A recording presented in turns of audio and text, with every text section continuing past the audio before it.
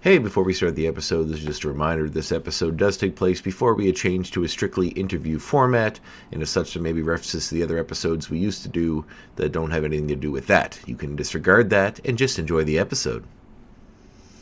The Graphic Histories Podcast.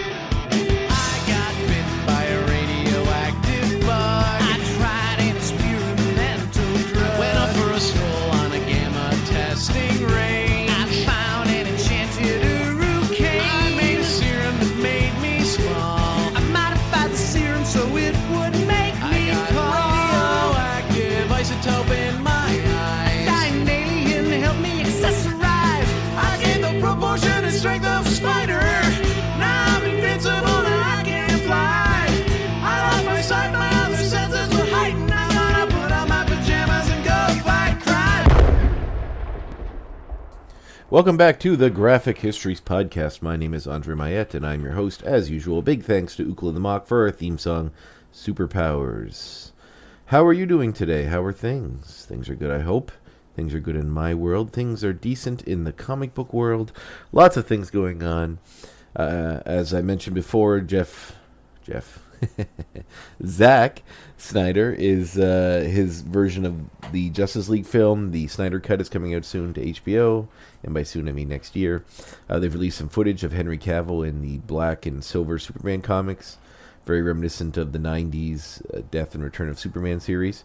Looks pretty cool. I mean, that costume looks neat. It'd be interesting to see where they go. I'm interested to see what Darkseid looks like on the big screen, so that would be kind of fun. However, I don't know, man. I really did not like Man of Steel. I really didn't care for Batman vs. Superman. I actually liked Justice League okay, mainly because it gave me a version of Superman that was mine. That's the one I wanted to see, a hopeful, fun, bright version of Superman. And recently I was reading an article from David Goyer, that was quoted as David Goyer, one of the writers of the Man of Steel, who was talking about the why they chose to have Superman kill in that movie. And he said that they were told basically to paint the story with the same brush as The Dark Knight, because that was what was popular and that's what everybody liked. So they had some troubles in trying to put a real-world spin, a darker real-world spin on a character like Superman, because it's harder to suspend your disbelief when you're involved with aliens instead of just Batman, a regular guy with a costume. But I don't think that's what Superman needs. It doesn't need a darker brush. It doesn't need to be painted the same as The Dark Knight. It needs to have its own unique voice, and I feel like that in itself is the reason why the movie fails, in my opinion. I am sure there are people out there who love it. I'm not one of them, but I'm glad they like it. I'm glad they're happy with it. It's just not the movie for me. So I feel like I finally got the version of Superman I kind of wanted to see with Justice League, and I was hopeful that maybe we would see a standalone Superman movie by Joss Whedon that would kind of fill in those holes and make for a happier, fun Superman. However, with the Snyder Cut coming out, and it looks like Whedon's not being involved with DC anymore, I don't think I'm going to get it. So if you want like your Superman dark and broody, then you're going to get lots of that, I'm sure, when this Snyder Cut version comes out. As far as other things going on in the comic book world, not a whole lot. I mean, things are kind of chugging along as usual. There's announcements for Hellstrom coming out soon, which is another Marvel property. It's kind of a horror movie take on a TV show, which looks fun. Kind of their version of Constantine, but kind of not. Like, Damien Hellstrom is the son. The comic was originally called the Son of Satan. He is the son of the devil, living on Earth basically as a superhero fighting crime, or usually occult-based crime and dark arts, that sort of thing. He's usually lopped in with Doctor Strange and other sort of mysticism characters in the Marvel Universe. But it's neat that he's getting a live-action story and a show, and I'm excited to see where they're going to go with that. Today's edition of the Graphic Histories Podcast is another one of our featured interview editions, and I'm very excited to bring this one to you. Mike Rooth has been a friend. I met him through other art people at a convention. We all went out for dinner one time, and he was there, him and his wife Erica, and we got to talking. He's big into comics. He's big into wrestling. We talked for a long time, and the people that were there said it seemed like the two of us just connected right away. And I agree. I feel like we did. We totally get along and sync on almost everything. So when we were doing this episode, I was not hesitant, but I was aware that the interview might go long, and I might have to do some editing. But if you like just hanging out in a comic store, listening to people talk about comics and comic-related stuff, joining into the conversation at a party, these are the funnest things for me, like just to talk a fandom that I love so much and I'm so deeply ingrained in me as a person that to sit there and have a conversation about all aspects of it just makes me happy. And just listen to people talk about it also makes me happy. So I thought, I'm not going to cut it down. I'm not going to edit it. I'm just going to break it into 2 parts since it was a fairly long conversation and give them both to you. And I hope you enjoy them as well because I had a lot of fun. Mike's a great guy. I wish I saw him more often. Unfortunately, he lives out west a little bit. But, he does mention in the podcast he'd like to move closer out east this way. And maybe that'll happen. Maybe he'll be out, him and his wife will move out here and we'll get to see more of him. But I certainly would talk to him anytime. And, hey, maybe somewhere down the line we'll have him back on. But in this episode specifically, you're going to get part 1. And then next week we will release part 2. This also helps me because I'm going on vacation I live in Nova Scotia, Canada, and with the COVID-19 stuff going on, they have opened it what they're calling an Atlantic bubble. So the Atlantic provinces of Canada are open for free exchange with different citizens between them without any real hassles to jump through. I think you've filled some paperwork on the way over and back. So my wife and I decided we're going to head to PEI for a little bit, and then when we get back, she has to continue to work, but I have some extra time off, so I might go to the Valley, I might go back to PEI maybe, I'm going to go to New Brunswick for a little bit, just kind of bum around, visit some friends, get out of the bubble here that I've been in since March, and kind of just see a little bit of my wonderful little part of Canada that I live in and call home. So because of that, it makes it real easy for me that I can set these up to post when I'm not here, and then that way I don't have to prep too much because I have 2 episodes of my conversation with Mike, so it kind of worked out really well in my favor in that regard. So but I hope you enjoy listening. Mike's a great guy. He does some really amazing work, a lot of cover work lately, variant covers for Teenage Mutant Ninja Turtle books like Jennika and The Last Ronin, the new book coming out, which we discussed. I think we discussed more about that in part 2, but in part 1 you'll get a bit of that.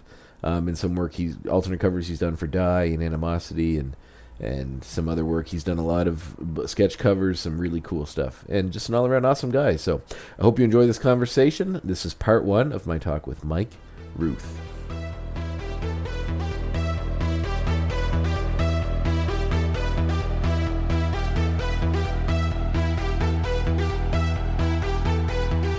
Hey.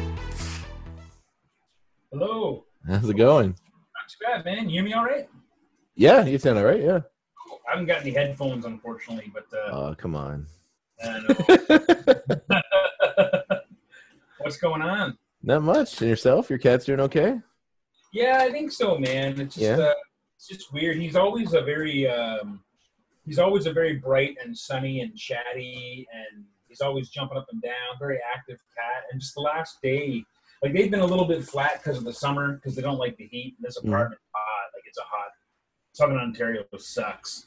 Like the air was 98% humidity last week. Like that's my God. Water, right? Like isn't that what 98% means? Like that's 98% of water. Like, that's more percentage than water in the human body. That's like, just do I just stand in the shower? Or do I like what do I do? So yeah, but no, he's just been it's weird. Like he's flat and he's one of those cats. As soon as you say his name or pet him, he just starts purring right away. Like he's very friendly guy. It's more like a puppy than a cat. And just like he didn't eat his food yesterday. He didn't eat his food this morning. He hasn't really moved from the same spot. But took him to the vet, and they didn't like Erica took him. They didn't seem overly concerned. Like they said he was fine. He doesn't seem to have any real signs that he's in pain or in super discomfort or anything like that, but he's just kind of flat, and it's not too bad today, but it's definitely warming up. So I don't know, crazy man. Yeah, I know. You worry about them. They get in your heart hard. Those little bastards. Yeah, they do. And like it's one of those things. Like these guys are like our whole world pretty much. Like we don't have kids, so it's everything we do is for them, And it's and they ask so little of us, and they, It's one of those things where, especially during the COVID thing, Erica and I have been so busy just trying to hustle and make things happen that, you do realize that hours go by without checking on them and just saying hello to them. But they're always around. Like, we're never really worried about it. But, it's one of those things. You drive yourself nuts with worry and, Yeah, we have 4 of them, and the same thing, we don't have any kids, so it's kind of they're like our children. That's when people ask me if I have kids, I always say I have 4 cats. That's sort of my response. Yeah. Yeah, I think most people get that too. My parents are weird. Like they're not pet people. I never had pets growing up, so I remember the boys had to get like their teeth fixed when they were just like 5 years old. They were rescues and they kind of had bad teeth. We knew it was coming, Mm-hmm. and it ended up being like almost a $3,000 bill to get both their teeth done. And my dad was like, $3,000? You could buy like 30 cats for that, couldn't you? Like, why don't you just kill the cat and get 30 more? And I'm like, it's not like that, you know. And Maybe I value life, of all maybe kinds. there's Maybe. it's just funny. Like it's just like that's a really weird way of putting it. Like Yeah, I guess $3,000. Like I wouldn't spend $3,000 on myself, but my cats were sick. They needed their teeth done. Like yeah, what do I do? You know. it's a funny rationale in that way because, like, I know pets. I mean, people see the value of pets or what they are or what like they consider them to be differently. However, to say like to to put a value on life like that, it's just like you imagine you did that with people. You'd be like, what are you getting that surgery for? You could go. You go to Disney World. What do you want Grandma to live for? I said to him, I was like, Dad, I had braces when I was in high school, and I know that you griped about how much that cost. Like, I'm glad you didn't put me down when I needed life. You know what I mean? Like, I can get a new son. No problem. I've only put 14 years into this one. It's no problem. He's like, I could make a new son for free. Oh man, I think he's still sore because we had a cat very briefly when I was a teenager. He ran away, but he very, very briefly we had this stray come in and we took care of him for a while. He wrecked my dad's speakers, so I think my dad just had this like kind of hate on for cats ever since then. So but I'd see him being cozy with the little bugger sometimes too, though. So I know a lot of that's just dad bravado, Yeah, I really think that's true. I think there's a whole thing in fathers that they can't like, or like if it's like a couple things in my dad, for instance, he's a gruff guy, like construction worker. Like his dad died when he was 14, worked every day of his life ever since. Would constantly, when I was a kid, tell me like, you don't know what real work is. You don't know how to work a day in your life. And as a kid, like I would be like, okay, but shouldn't you be happy about that? Like, shouldn't you be glad that I'm not like, working in a mill when I'm 15, that I can go to school and get an education? Like, shouldn't that make you happy? You think so? But then he would be like, when we wanted to get a cat, he's like, no cats come in this house. There's no use for a cat. Like he's a hunter. He had a dog. The dog would help him hunt. But he cared deeply for the dogs that we've had and still do. But when we got the cat, he would like the cat was his. Like he cuddled the thing. The cat would he'd be sitting on a chair. The cat would come and meow at him. He would get up and let the cat sit on the chair and sleep. And stuff like that. Like, never admit too that like a science fiction movie or anything that's like kind of nerdy is interesting or whatever.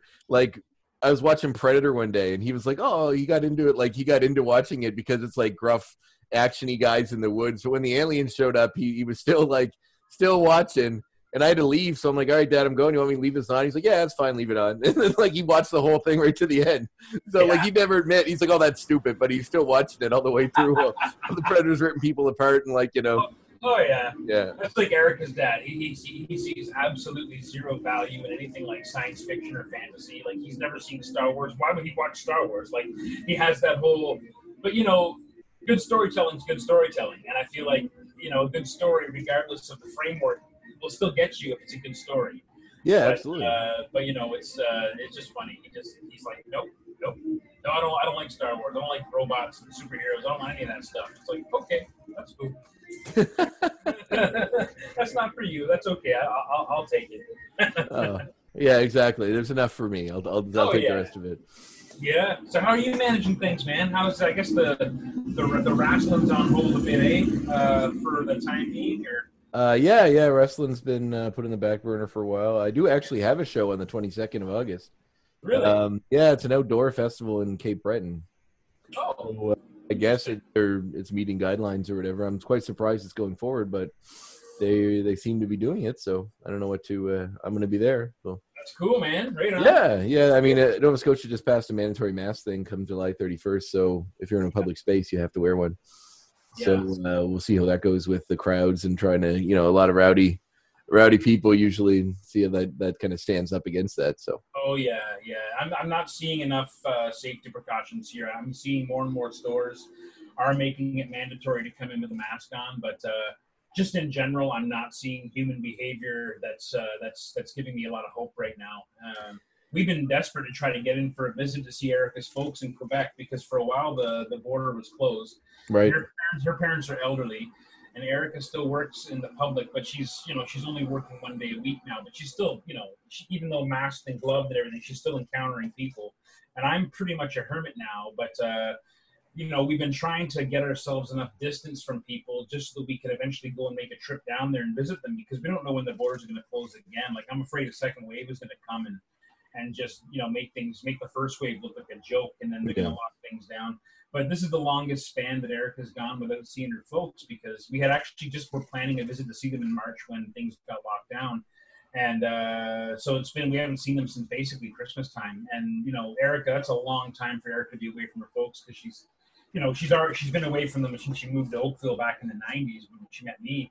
And it's a 6-hour drive no matter how you slice it. So it's not easy to just go and do a day trip. If we're going to go, we like to go for a few days if we can. And that means we got to either bring the cats or have a babysitter for the cats. And it's a whole big thing. I can work, thankfully, wherever I go. So I'm not too worried about that. But it's been a tricky thing to plan. And we just want to – so we've been trying to avoid people. But my nephew had a graduation party. The poor kid suffered all through school, had a terrible time at school. And here he is at 17, finally graduated. And, all those kids got robbed of a real graduation party. And that stuff never meant much to me as a teenager. I never had a graduation party. But for him, it was a big deal. And so his mother held him a party. And it was supposed to be a very socially distanced thing. Everyone's in the backyard. We all had a time queue to go and see the boy and exchange a gift and get a photo op and leave.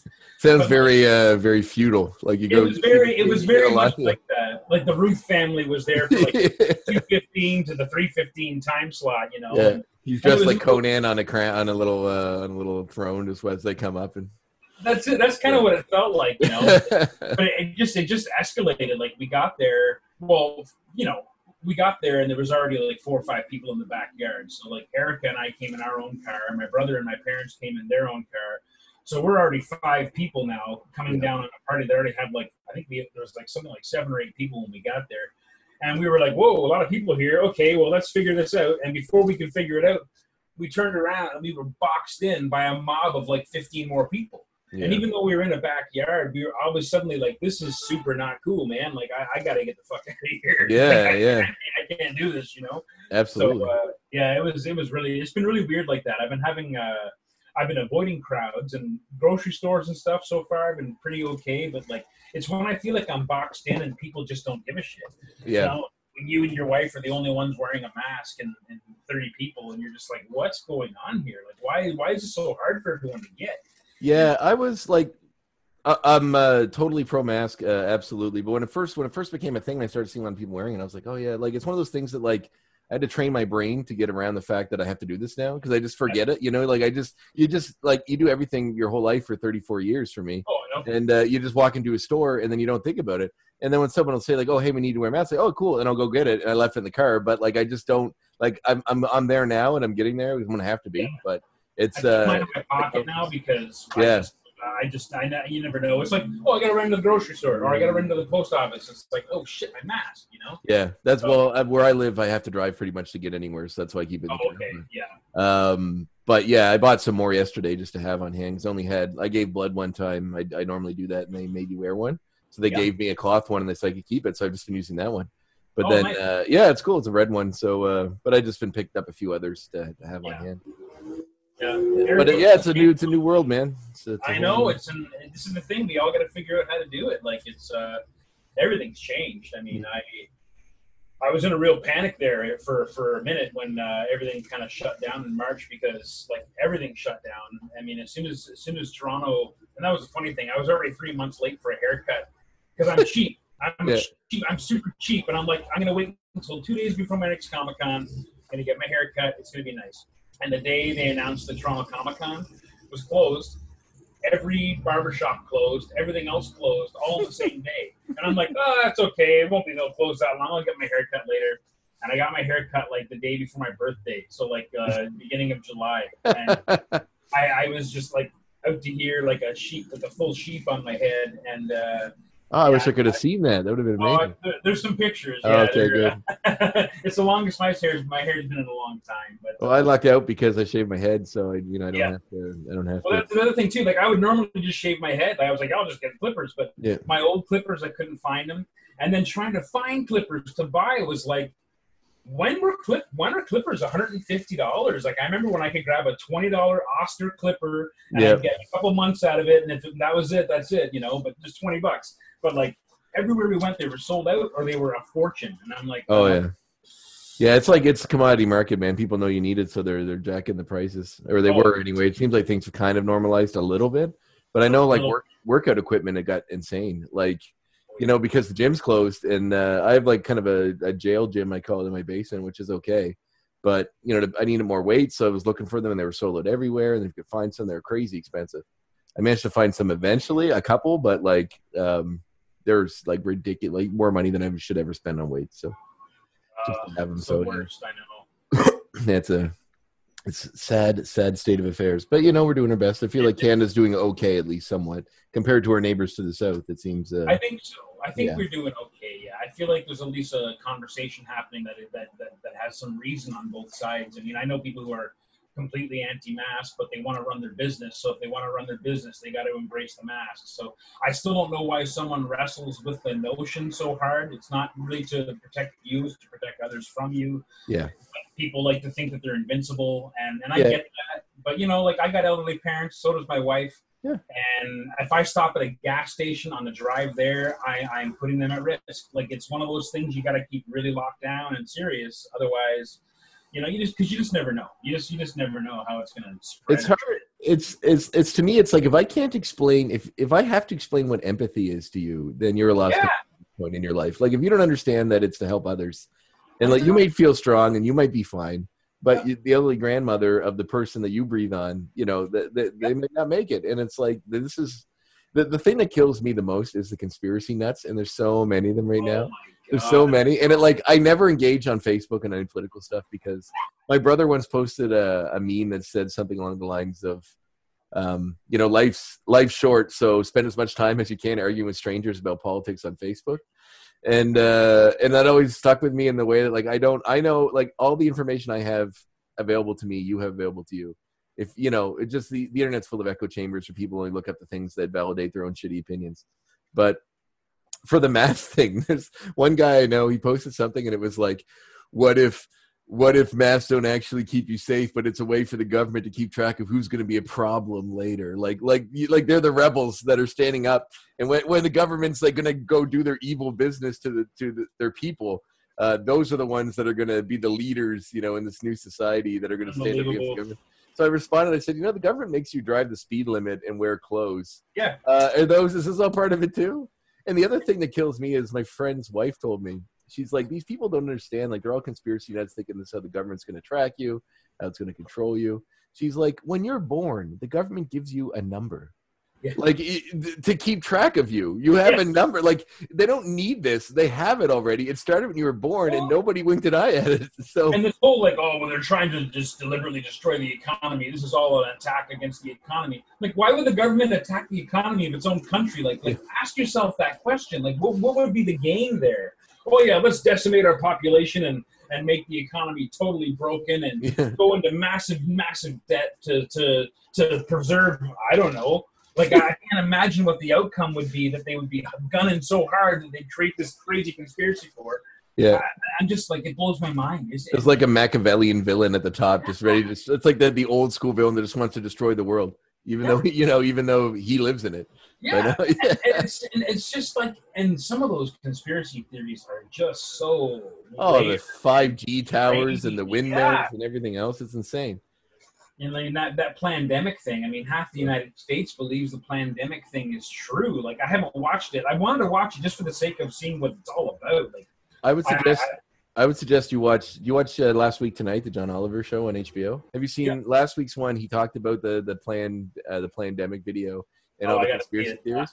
He sums it up so well in that there were studies that have shown, and I know using studies to explain this is what people are always making the conspiracy about, but that the amount of people involved in keeping conspiracy secret, like conspiracies exist. We've known that they've happened. They've been uncovered, but the ones that have been uncovered because of people that have been involved in them, either speaking or, you know, dropping the ball somewhere that it gets discovered. So there's studies that show the more people involved in conspiracy, the harder it would be to keep it a secret. So for instance, in something like the moon landing, they would have need to have like 100,000 people or something in on it that would have kept their mouth shut. And based on the studies, was watching. Yeah, and based So on the studies, within 3 months, it would have been undone. Like somebody like with that many people involved. So on something the level of the coronavirus at a global scale, it would need to be millions of people in on it and all agree to keep their mouth shut. You know, you cannot keep track of anybody to that level. Like there's no anybody who worked with the team knows that you can't get that level of organization to that many people to keep something like that. It's true. It's insane.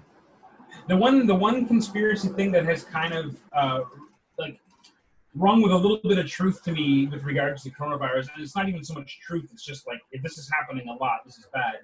But it's this idea that there are a number of COVID-related deaths on paper that actually have nothing to do with COVID. But because of different state allowances for emergency funding and things like this, that a lot of if someone went in for a heart attack and had a terrible heart and was going to probably die of a heart attack anyway, but happened to go to the hospital during the coronavirus and have a heart attack, then they got marked off as a coronavirus death.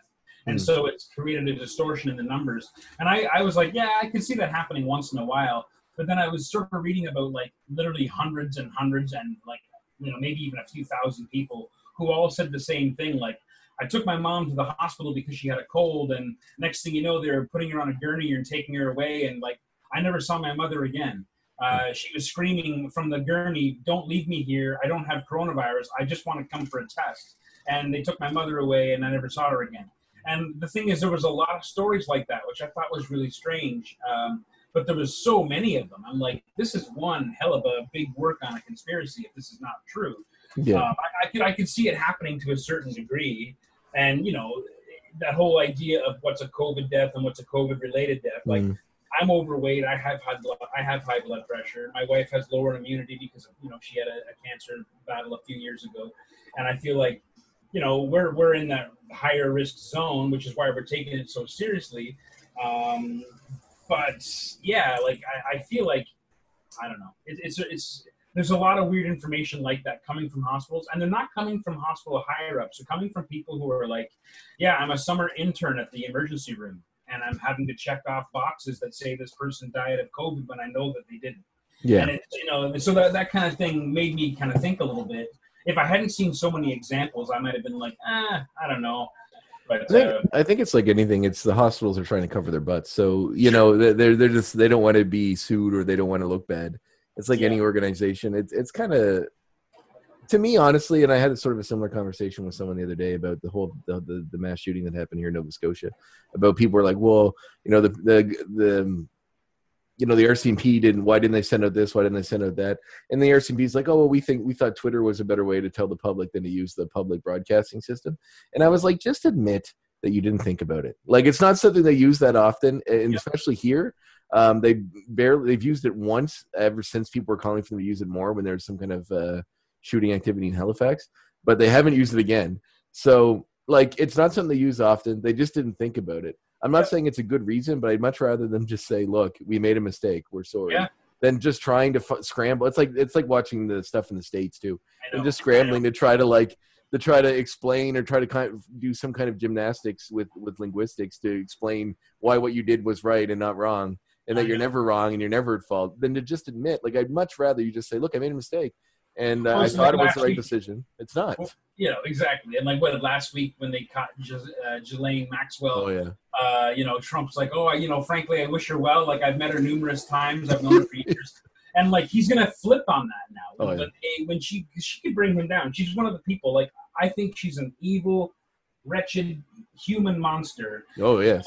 But if she can do one tiny bit of good before she gets taken down, if she could topple some of these big towers that are standing tall and defiant, and all the crimes that they've done, if she could bring real proof and real exposure, I'm not saying she can ever get a pass for what she did, but damn it, she'd score a few points higher with me if she could just do one good thing and bring these motherfuckers down. Like it's there's a lot of them, man. And I think no, the those list is long, and you want to talk about conspiracy theories, like that craziness that Mel Gibson was on last week about the whole like Hollywood secret child-eating pedophilia cult that has existed for years.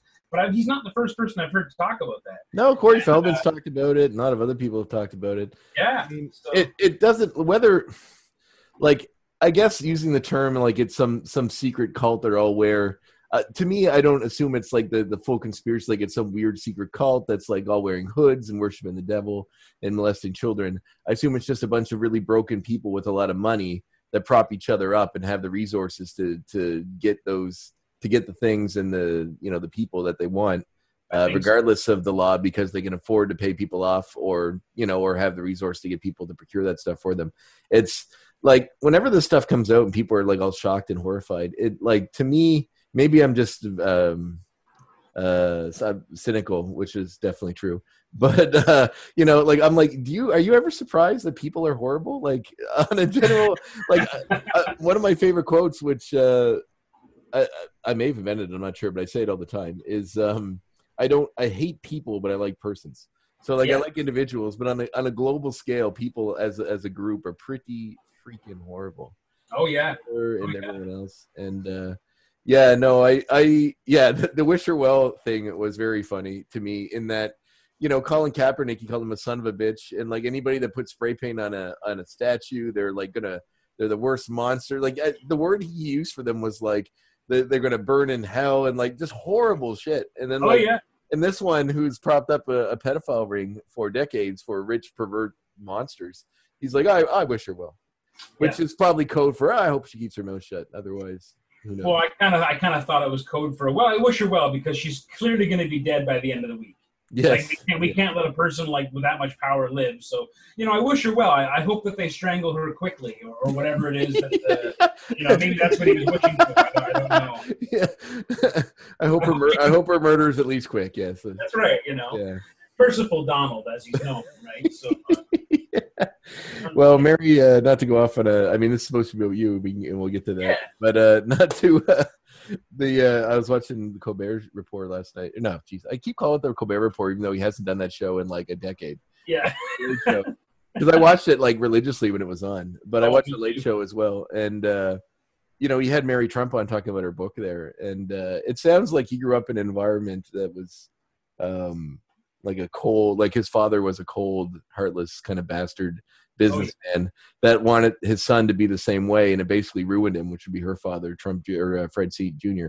And Trump watched his brother get destroyed by not, becoming a cold, heartless prick just to make his father happy. So he became one because, he sought to destroy his brother, and that's what he needed to do. And that's what he is. And it makes so much sense. It does. Oh, yeah. And she was saying that the fact that he is harping so much on this cognitive test is because he didn't do well on it. She goes, if he talks so much about it to this level, that means he didn't do well on it. Like, it's like everything, his medical tests or anything he does, he seems to flex extra hard if it's something that he didn't do well. And like, if it's a basic senility test, then why would you rail on about how great it is you passed it anyway? Yeah, like, he thinks it's an intelligence test. Like it's not Mensa. No, it's a can you put your own pants on test. It's a can you hold like he's already got a 2-hand to drink of water, so you know what I mean? Like he's not quite got it, the lift. Oh yeah. But, oh boy, what a situation. Can you even believe it? It's funny. I remember like 2014, 2015 talking to my friends, a lot of American creators and comics creators in the States who are like, Trump running for election, what a joke. Hillary's going to mop the floor with him. And I was like, listen, I don't want him to win, but I think he's going to win. And I think he's going to win not because he's greater, because he's smarter, because he's awesome, but because he is going to light a fire with all the stupid people and the racist people and the short-term thinking people who are all – and then there's the other side of you who are just going to vote because Donald Trump's on the ballot, check. Like you would if you're voting for Wendell Clark in Toronto or Bret Hart Calgary or whatever it is, you know what I mean? Bret Hart's got my vote. Yeah, Bret, I would vote for Bret for sure. But well, Aaron Sorkin, I was listening, like Mark Maron, he's a big inspiration to me. I love his podcast and his work, and I listen to every episode of his show, WTF. And he had Aaron Sorkin on it, and Sorkin said Trump wasn't voted in on his merits, on how great he is or everything he does. He was voted as a stick to poke liberals in the eye with, and I was like, that's the perfect way to assume that. That was the working class people that felt like that, like all the environmental issues and all the stuff's taking jobs away from them. So they're like, well, we want someone who's going to, stand for us. And they think a billionaire, like a mogul billionaire landlord is going to be the one who has their best interest in heart. Come on. I know. Like, come on. It's just short thinking. It's short-sighted thinking, and like I can understand, and I really can understand why there'd be some people maybe in rural America, people who didn't feel like they had a real connection or representation with the pre-existing government. I can understand why they would vote for change. I can't understand why they'd vote for that change so hard. But I mean, they're all. I mean, I always look at the stories about the ones who are in Texas and they voted for the wall. They were voting the Trump to bring in the wall, and then they discovered like 65 acres of their own land has been annexed because it's on the border of Mexico, and her own house is actually in Mexico now because of where they put the wall, because of where her land is. Yeah, it's that kind of shit is just like it's just the sweetest. It's the sweetest nectar. You know what I mean? It sure is. And I didn't think this would impact me, so that's why I wrote it that way. Yeah. It's like Dick Cheney's daughter being gay and then him changing his opinion on gay marriage and stuff. Like it's so sad that you have to have someone close to you. It affects someone close to you before you can actually realize that they're all people. Like we're all just humans. Like I know. It really like it. The existential crisis in me is almost daily at this point, and it just seems, I don't know, man. I don't know. It's easy to go down into that spiral, man, because a simple walk down the street. I walked down the street and saw 4 kids walking down the road, and they were passing a bong. They're ripping on a bong, and I got no problem with anyone that wants to smoke a bong. But these 4 guys didn't live in the same house. They don't, you know what I mean? They don't. They're putting their lips on a thing. They're exchanging it, and I'm sitting there. You guys look so fucking smart now, don't you? Yeah. And they think it's like, oh, we're cool, whatever. Indestructible teenagers. But what's actually the worst? And Erica has said this too because she works in retail. She's like, we have to insist that everyone wears a mask. We have to insist that everyone washes their hands or disinfects their hands because they're handling jewelry in the store, and it saves her from having to disinfect every necklace they handle or whatever if they know that they're going in with hands clean. But she says it's always the guys, and it's always the guys at like 55 and older that are worse than teenagers, and they put up a fight like you wouldn't believe, putting on a mask or washing their hands, and it's like it's all guys in my dad's cohort, right? Like it's like, come on, man. Just it's the smallest thing you can do. Smallest thing. And if it makes them feel comfortable and it makes that guy feel comfortable and the cashier feel comfortable, then you're just being a dick now. Like don't be that guy. It's like people rally so hard against the slightest inconvenience. It's mind-numbing. It's like, dude, it's going to save people. It's going to help people. Even if it's precautionary, it's a piece of cloth on your face. And only when you're in a public place, you can walk down the street without it on. You can walk into the park without it on. Like, it's only in a public space. You go in a mall, you go into a building, you got to, that's it. But, like, I don't know. It's crazy. It's taking our freedom away, this kind of thing. Like, when they close the provincial parks here, like, we hike. Erica and I hike 3-4 times a week. It's the only mental health we get. Break we get. And when they shut everything down, they shut down the provincial parks. And like, I sat there going, hold on, you're going to shut down the provincial parks where there's miles and miles of open trail, where I don't encounter another living soul except for a chipmunk or a squirrel. And I'm not going to see another person, maybe one person on a bike will zip by, whatever. But like, you're going to cut off all the woods, all the fields, all the trails, and force everyone to walk on the sidewalk with everyone else, and force us to have no place to go. And so for a couple months there, we were like in a real bad place because we had to walk at midnight because the streets were full of people here.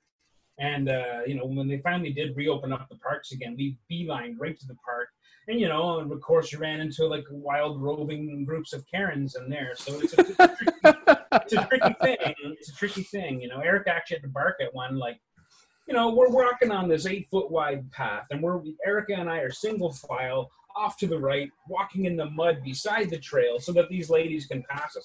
But these ladies are walking 4 abreast, and they could have gone single file, and everyone could have had room, but they didn't, and no one does. No one shares the sidewalk. No one shares the fucking wide open path. And so Erica just finally, she just heard the straw break, and she just like exploded, and it was glorious. Awesome. It was so awesome. And they just sat there clutching their pearls like they couldn't believe Erica was them. And I just said, ladies, save it. I said, just save your breath. You don't want to, you've already awoke the dragon. You don't want to breathe fire now too. So clutching their pearls is a phrase that it always amuses me. I've always loved that one. I think especially in the sort of Karen, the sort of Karening that's happening with these sort of women. I feel bad for like good people named Karen that are sort of. I do. I know some good people named. Yeah, so do I. So it's not fair.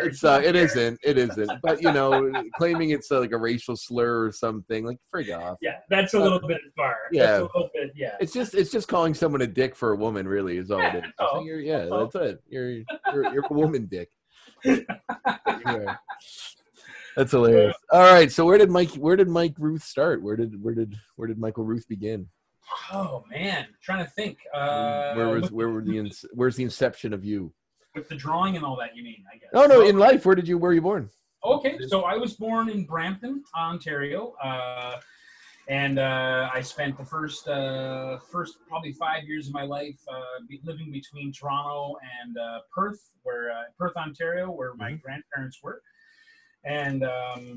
Yeah, my mom and we started out together, and my mom was drawing a lot, and she would draw stuff for me all the time. And so for me, that's where drawing became a thing that I wanted to do, because eventually my little brother came along into the picture after my mom and dad were married, and I think I was about 7 years old when my brother was born, and I was still trying to get my mom to draw everything for me because she was so good. I was drawing a little bit too, but she was just very, very good. Was her career in art, or was it? No, not at all. No, she could have been. She tells me stories about when she was a kid, how she'd bring drawings home from school, and there'd be a note on it from the teacher saying, like, Mr. and Mrs. Sproul, you gotta get this young lady into art school because she has a lot of talent, and it would be a real shame if you couldn't foster that or nurture that a bit. But, the era that they were in, the idea of someone growing up to become an artist for a living, from especially two parents, like my grandparents who worked so hard, I think it was just a ludicrous idea. And so my mom never really pursued it, but she just had it in her. She still draws. Like she drew me the Fantastic Four for Christmas a couple of years ago. Oh, wonderful. What did your mom end up doing? What was her job? So she just did whatever she did. She worked for the Red Cross for years. She did lots of she worked in factory. She did grunt work kind of stuff a lot of the time. She babysat for many years. A hustler. But we were lucky. Yeah, we were lucky. We had her at home when we were growing up, so I had a hot lunch every day, and I was able to walk to school most times. Like we always lived close enough to school that I could walk there. So I don't see them nearly as much as I wish I could. My brother's a wild man. He lives on his own. He lives like a wild animal. And really, is he like an off the grid guy or something? He would be if he could. He's got a job. Otherwise, he'd be one of those guys hunting a tiger with a Rambo knife in the forest. I like the idea. There's a version of you out there in the woods somewhere, just just trapping food. I'm the most tame and normal guy in my family. Just trapping rabbits and drinking out of streams, and And the thing is, he was doing that as a kid. My brother used to go out and he would just disappear. But we knew where he was, but he would disappear. He'd go to the woods for a day. He'd snare rabbits. He'd fish. He'd come home with like a huge salmon. Like, he was 10 years old on his 10-speed with a salmon on the handlebars. Like, just an absolute wild man, With COVID and being in self-isolation, I really got to understand how like you just live your life the way you live it, because the way things occur, they put you into certain things, and you just going through the motions to do the things you have to do or whatever to get through. But when we're all in isolation, and my day was like get up, work out, shower, and then read and watch a movie, do that all day, and then go to bed. And I was like, man, if I could have a cabin in the woods where like something about removing the societal pressure. I think as artists, we always put a lot of pressure on ourselves to create something. You're always feeling like if you're not, I always feel guilty. Like if I'm just sitting there not doing anything, like I like watching movies and stuff, so I don't consider that usually. But if I'm like just vegging out watching The Simpsons on TV or something, I'm like, man, I should be drawing or I should be writing or I should be something else. So when there's but in that world, there was no need to do that. There was nobody else is doing that. You're all just existing. And like the idea of just living in a cabin on a mountain somewhere and just doing nothing but, you know, chopping wood occasionally and reading books and eating. Like it became very appealing to me. So there's part of me romanticizing that. I have a good friend of mine who a couple of years ago, he just bugged out and said, I'm done. I'm done with the city. I'm done with it all. I'm just bugging out. And so he took off way up to Algonquin and he had like I think there was like a family cottage up there that was more or less neglected, but the family always they owned the land. They had access to it. So he decided like he wanted to leave the city and he wanted to go to that place and like make it his home for a while because he had access to it. No one was using it. So he just went there, but like once he got there, he realized like none of the water worked, none of the hydro worked. You know, everything had to be redone. Place had to be winterized, and so he's been living now up there for like about 2 years. And he bought himself a big truck, so he had the right kind of vehicle to be up there and stuff. But he spends his whole days hauling water, chopping wood, getting the wood fire ready to keep his house warm at night. He lives like a pioneer. He's happy as hell. I think I'm one of the few guys he still talks to. Like he still has his phone, so he's able to get on Facebook and whatever just for his news and whatnot. But like he chats with me now and then, and he'll just show me like, yeah, I had to cut all these trees down, or I had to move these 3-ton rocks with my truck today, just because I wanted to move them out of the driveway and put them somewhere else. And he's built himself this amazing place up there around this existing little hut that was there for the family. And like he lives well, but he's like, there's not a day where I don't go to bed with a sore back from chopping wood or just from hauling water or whatever. And he's totally by himself? Totally by himself. Wow. He has a cat. He has a big cat out there, and that's it. And he's just a really happy guy out there. He doesn't think he could actually handle coming back to the city. So he's been up there during this whole COVID thing. But of course, he's up in cottage country. So he's watching the news. He's keeping very well informed. We sent him a mask. He's very safe and everything. But he's watching people from out of town come up there and just fill up and do these big what does he do like this is what like I love the idea of that, but what does he do for money? Like how does he afford food? He's a guy that ended up getting his hands on a bunch of like vintage stuff that he's selling. So he just kind of has an eBay business where he like vintage records and stuff. Like he had this he had a contract. I think that's how it worked out. He had a contract to clear out an old record and curio and comic book kind of store that I guess the owner had died or there's some kind of problem where the landlord came in and said, I need this place emptied, drive it to the dump, whatever doesn't go to the dump, you can keep it.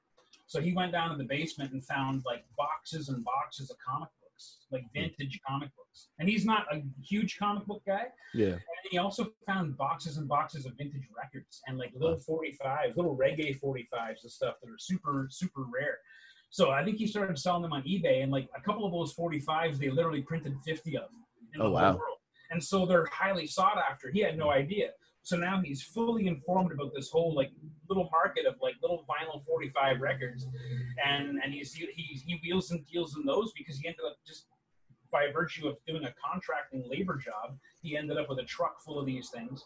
And some of them sell for like $1,800. It's like a 35-cent piece of plastic, and it sells for almost $2,000. And so he's been doing stuff like that, and he does okay, but he doesn't have any hydro bills. He doesn't have any. Yeah. You know what I mean? Yeah, I suppose. Yeah. I mean, if all you really have to do is pay for food, or that's it, that's not that much, overall. And he gets all like the Costco's and that. He's got a deep freeze up there, so everything's all run on generator. Like he's just, I don't know, man. He's got I couldn't live like that.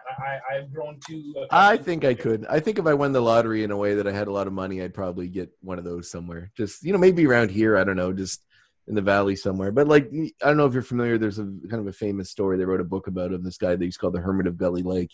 He was the guy that lived out here in the woods for like almost his whole life by himself. Like he just had a little shack in the backwoods. People try to get him to come to the doctor and do things. But he always ran away. He didn't want to be part of society. They wrote, I'd like to read the book sometime.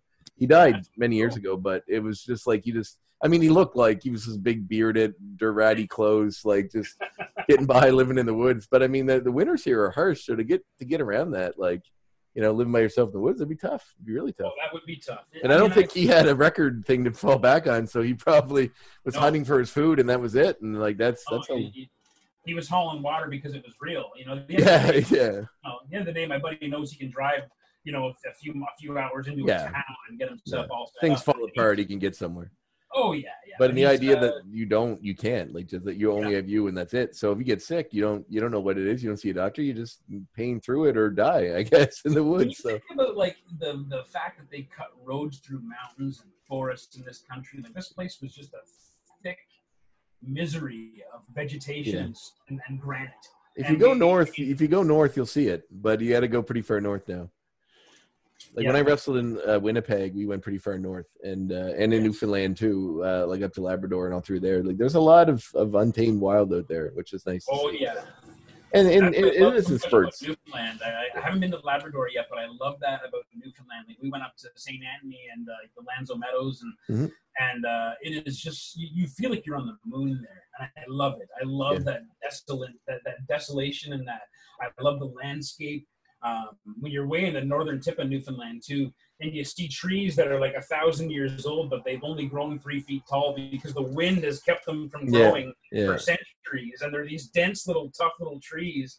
It's just such a beautiful, beautiful part of the world, you know. Labrador is interesting. It's very remote, very remote. There's like you get off a boat and I think you're in Quebec and you drive over a few fields and then a few hills and then you're in Labrador, and then it's like 4 hours of dirt road before you hit a gas station, and then like another 4 hours of dirt road before you hit pavement. And then like it's long, it's a lot of driving and a lot of I bet. There's the first place you stop at, it's like the first place, the gas station. It's like the old school pump where they have to go out and check how much you pumped. Like it's not even a normal. And it was I think it was called Port Hope, I think. Okay. And I was and I called it Hope's End is what I was calling it, because that's like it's like the first sign of civilization you see after driving for like 4 hours. But lovely people and lovely scenery. It's a beautiful spot. Oh yeah, I miss it. I haven't been to Newfoundland now since man, it's been about 8 years now or so, and I loved it. We were there for a honeymoon when we got married, and we were there again 5 years later. And I've been wanting to go back every year since. But I mean, it's anywhere in the Maritimes. I just want to be out. I just want to be out with you guys. Like if I didn't have so much family here, and if people weren't so elderly and unwell, I would probably be on the East Coast. You know, I would. A lot of comic people seem to be doing that. They'll come out here for conventions, and then they'll just look around and be like, "Well, I can do what I do anywhere," and I'll just I think Jed McKay and Ed Brisson and other people like that have all done that. So it's really. Well, I think you know your dollar might go a little further out there, and I'm looking at a friend of mine just bought a house out near Moncton, 40 minutes from Moncton, and I mean the place is a mansion. Like the place has got like a guest house in the back, and it's got 5 bedrooms and 4 bathrooms and a huge yard. And I'm like, how do you afford this? Like this is a crazy like Vince McMahon's house. Like how did you do this? And he's like, it was $320,000. Yeah, and I'm like, come on. I'm like, you wouldn't be able to buy the garage for that here in Oakville. You wouldn't be able to buy that, you know, like it's so disgraceful, the state of Toronto and the surrounding area, the real estate and rental situation. Like my parents have a very modest little bungalow wartime house in Thorold, Ontario. And on a good market, they might be able to get $180,000 for that house. But if that house was here in this town, it'd be like a $900,000 house. It'd be $1 million house. Yeah, and it doesn't make any sense. It's 40 minutes down the road, but because you're 40 minutes closer to Toronto, and it just, I want to get out of here. We bought a house a few years ago. It's like upstairs, 3 bedrooms. There's a room down here that could have been the bedroom. I turned into a library. There's another room that could have been bedroom. I turned into my office, which we're in right now, or I am. Bedroom, living room, basement, half finished, half unfinished. 200. Like lots of land. I'm right on the Bay of Fundy, like right by a walking trail. Like it's you know, I mean, friends of ours that work. My wife's friend, she works for the government. She moved out here because her father was ill. Just to be with him until he passed, and he recently did. But they decided to stay, and they're looking for houses now too. But they sold their place right downtown. They had a home right downtown Ottawa, and like I don't know how much money they made from it, but the houses that they're looking for here that are like really expensive they're not blinking an eye at the amount of money they made from selling the modest place they had right in the city is more than enough for some of the biggest houses around here. Sure. Like big, like mansions. Like it's crazy. Yeah. My friend of mine sold his place in Newmarket about 5 years ago near Toronto, and lived there for many years. It was a good place, nice shape. Sold it and bought himself like a house 3 times the size in Calgary, and had money in the bank. You know, his wife was able to stay home and recover from her illness. She didn't have to work anymore. And he couldn't believe how much more he suddenly had because he wasn't in that endless Toronto rat race of just trying to make ends meet. Like I'm in a weird position now where I was the superintendent of this building for like 8 years. And during that time, they never raised my rent.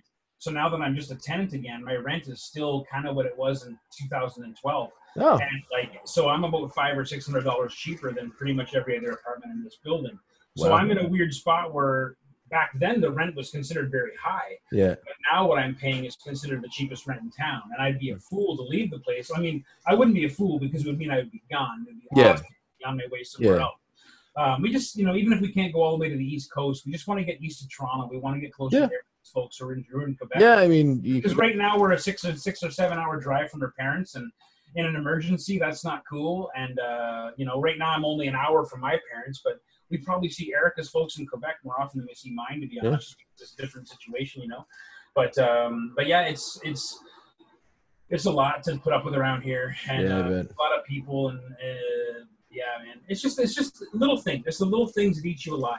Little small lack of courtesties that exist. And I mean, talking about sharing a sidewalk, like just share the friggin' sidewalk. Like it's not that hard. Like I'm not gonna be a jerk and walk in the middle of the sidewalk. I'm already on. If you're 100 feet away, I'm still already on the right. I'm already making room for you. I'm already letting you know the sidewalk is ours to share. That means you can keep walking 8 abreast at me. Like, you sound like somebody who's been living in the city too long. That's for sure. Oh, way too long.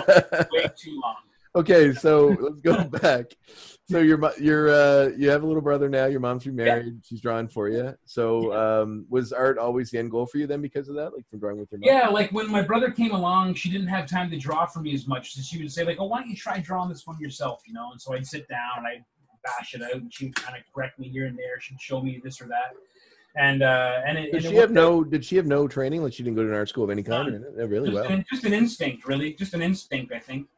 And so yeah, she just so I started to get really from a young age. She always encouraged it. She always was like, "Yeah, do this. You should do this because you know I wanted to do this and I wasn't allowed to do this, and I'm gonna make sure that if you want to do this, that we're gonna make you do this. We're gonna help you, and if you don't want to do it, that's okay too. Because I'd love it if you became a lawyer or a doctor too. But if you want to do this, we're not gonna fight you." Mm-hmm. And so that was pretty cool because I did not have a lot of physical gifts as a young man. I was not athletic, and I grew up in a very sportsy town. Like I grew up in St. Catharines, where if you didn't play hockey or soccer or lacrosse or all three all year long, then you were nothing. And I was just kind of like the kid that read comics and you know drew pictures and you know. Very often during recess, I'd ask the teacher if I could just stay in the room and draw because I wasn't going to have any fun outside, just picking on me. And I was fat, ginger, didn't play any sports. I mean, I didn't have a lot of things going for me. So, but I could draw. And so, or at least I thought I could, or other people thought I could. And so as time went on, I would start to get the right kind of positive feedback, and people, something didn't matter that I didn't play lacrosse or I didn't play on the hockey team because I could do this other thing. And I was now doing like, you know, logos for jerseys, or I was doing things like that. So they could see a value in what I was doing. So, so all through school, I was just kind of the art kid. And then in high school, I went to what I thought was going to be the St. Catharines Collegiate was a legendary sports giant in St. Catharines, but I lived very close to it. I didn't want to take a bus to school. I was a real nervous kid. I just wanted to be able to walk to school and walk home at lunch, and that was really important to me, and I was lucky that I could do that. But when I got to that school, I didn't realize that while it was a giant, like it was a world champion wrestling school and football school and all of this stuff, but like, when I got there, the whole top of the 4th floor, it was a massive school. The whole 4th floor was like 4 painting studios, a photography black room. There was like all this incredible gear to be an artist. And so I got up there and we had actual working artists as our teachers. You know, I had Perry Wakelich, who was not only a great wrestler, but he was an amazing sculptor and a great teacher. And then I had Brian Verhooks, who was just an innovator and a real genius. And I had those guys as my teachers. And so they saw something in me and always encouraged me. And, you know, even when I joined the wrestling team, I was a dreadful pitiful wrestler. I was wrestling. I had very skinny arms, and I was a very heavy guy. And so I was wrestling in like the 175-pound weight class, but I was wrestling against guys who looked like men. Like I was wrestling against 6'2", like fit, lean guys, and I'm in there looking like Bobby Hill, you know, and I couldn't wrestle as good as Bobby Hill, though, man. And, Bobby was great.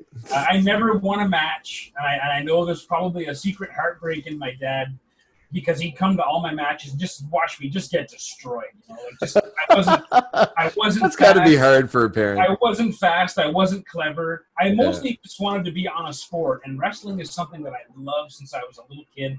And I thought, well, this is the steps I have to take. Like my buddy Greg Evely and I, we were going to be the next Legion of Doom. We knew it. Yeah. We had it in our heads, but. He actually did go on to become a pro wrestler. He wrestled for a few years for one of the Hearts organizations here in Ontario, wrestling with a couple of a fake Von Erich brother and a fake Hart brother, and with this. But there was some good young talent. In fact, he wrestled many times against Eric Young back then. Oh Showtime, wow, Eric Young. Yeah, and I used to love watching Eric wrestle, and I got photos of like Eric powerbombing Greg out of the ring, and this is even before he went to TNA and any of that stuff. Yeah, no, he's great. He's a great. That was really cool to see that. And like, you know, Jerry Lawler came to one show, and eventually Greg wasn't getting any gigs as a wrestler, so he was training as a referee too. So he ended up refereeing a match between that league's world champion and the Missing Link. And it was it was about 2 years before the Link passed away, actually. Wow. And I remember looking at this guy, the Missing Link walked in, and I couldn't believe the shape the guy was in, because he had to be 70. But I mean, he was just jacked, like he was like Hercules Hernandez, like just built up big, you know. And he wrestled, and it was a blast, you know. And so yeah, wrestling was something that I always wanted to do. So in high school, I was friggin' terrible at it, man. And I wish I could. I'm glad there was no video back then. Like I had such a terrible body, and there I am in this singlet, and the singlet is too small, and I'm just squeezing out of the singlet like fucking. What was that guy? He wrestled in Stampede as Mackin Singh, Bastion Booger. Oh yeah. He had like the singlet, but it was too tight, you know. Way too tight, yeah. And that was me, in high school, and just so humiliated every time I put that thing on. You know, and half the team were all these real jacked up, like juiced up guys. Yeah. And you know, they would make fun of me and give me a terrible fucking time. And it was just not a sports. I was not into that whole. I couldn't get into the team thing. I tried, man. I just sucked. I tried, but I was not any good. Yeah. I thought I could have been like Mick Foley eventually if I got enough to the point where I could just let my mic skills and my nastiness in the ring carry me through. But I just didn't. I'm only 5'9". I never got I never had the physical gifts that I and I worked out a lot as a young man, but I could never get there. So it's ridiculous, man. It's ridiculous. It's a life. It's a whole life. It's like I lost a bit of weight just from working out and dieting, and it's like an hour and a half of cardio a day, like weights for an hour, and then like eating every 3 hours. It's so much time and so much commitment that like you need to really, really want it. And like and give up a lot of other things that you might enjoy. Oh, I know. Well, and that's like illustration too. Like when I decided to be an illustrator, when I said, okay, well, I'm not going to be able to do this wrestling stuff. I'm just not growing up the way my friends are growing up. I don't have that kind of body. I just can't do it, and that's fine. But I can do this other thing. So that's a level of self-awareness that's rare in a young person. I can see it. I mean, you know, my win-loss record was proof too. But just to like acknowledge, like a lot of people, like a lot of kids especially, will just push and push until something really bad happens, or you're like, you know, or you're horribly embarrassed in some way that you won't go back because you're like broken mentally now. Yeah, like it's cool that you could just acknowledge it and say, "Yep, this isn't for me," and go on, because that's. I always lamented that I didn't stick with the team. Part of the reason I quit actually was that I had to get braces in high school, and so I had to pack my mouth with wax when I wrestled. I remember that stuff.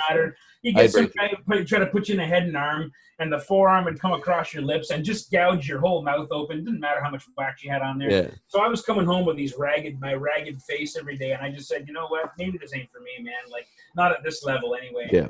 And I you know, we had Marty Calder, who was an Olympic wrestler. He was there coming in to teach us stuff, and I mean, he taught us stuff that was amazing. Like, there was things about amateur wrestling that I just loved. Like, I loved the cross ankle. And and how you could roll and spin and point the guy out. Like you could point the guy right out of the ring by if you get that cross ankle locked on and spin, you could just fish roll the guy right out of the ring. Yeah. And, every turn you get a point. And I had a couple of moves that I was pretty good at. I was fast at them, but again, it was my weight class. I was probably strong enough that I probably had the strength and size that I might have done okay if I was in like a lower weight class. But because I was wrestling against guys who were physically mature men in high school at my weight level, I looked like Bobby Hill going in there, against Randy Orton every week, right? So.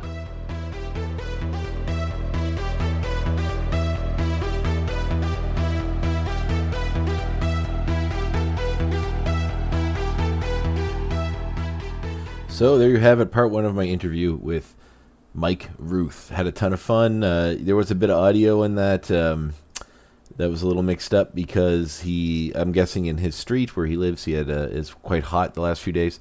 So I think he had his window open and there's some rather large bikes and vehicles going by.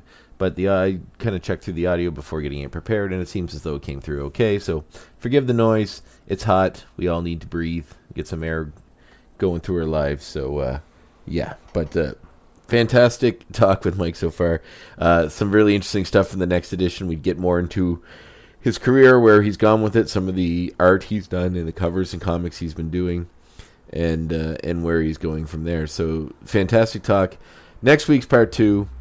I will be on vacation. However, drop me some messages, drop me some lines, send me Facebook stuff if you have any suggestions, comments, anything you'd like to see more of, anybody you'd like to see me interview. If you'd like to be interviewed and you're in the comic world, let me know.